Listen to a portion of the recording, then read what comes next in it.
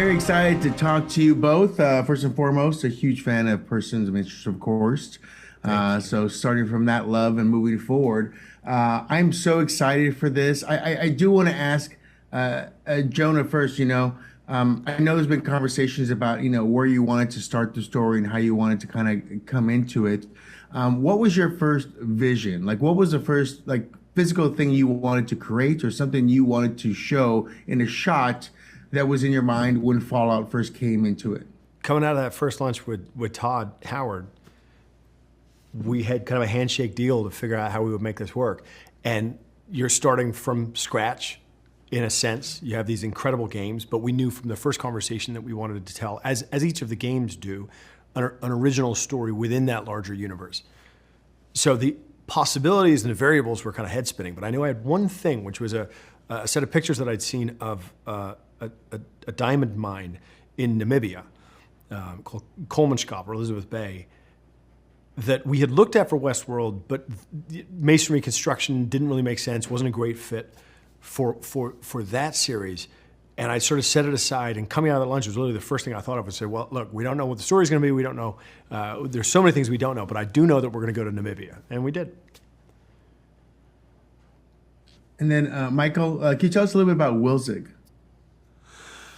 Well, he's a kind of a mysterious private man who has a moral code and has access to a large amount of technological information.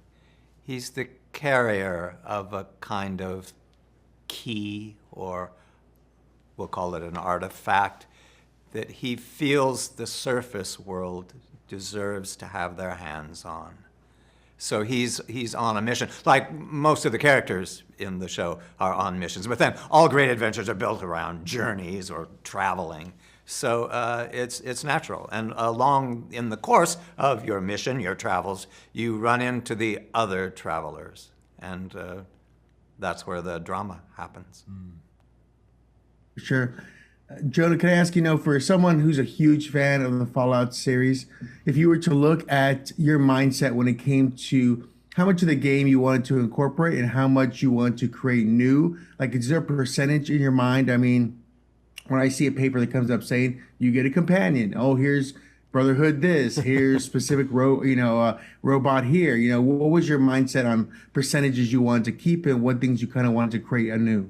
I don't think we necessarily go into it, and working with Geneva and Graham, our showrunners, not necessarily a set formula for it, but I think one of the things that was appealing to me from the beginning, sitting down with Todd, and that very early conversation, was that the nature of the Fallout franchise, each game is a different city, a different setting, a different story, and a different set of characters, but they all connect together.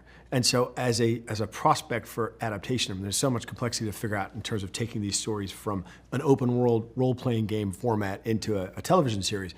But that part felt right out of the gate like a really great fit, that the series could fit into the larger world in the same exact way that each of the installments of the games do. So we knew from the beginning that we had an invitation to take all of the best pieces from this larger world, but tell an original story within it. Fantastic. Well, thank you very much, and thank you everything from here in New Vegas is where I am myself. So fantastic. Have a great day, and I hope everyone in your world is happy and healthy.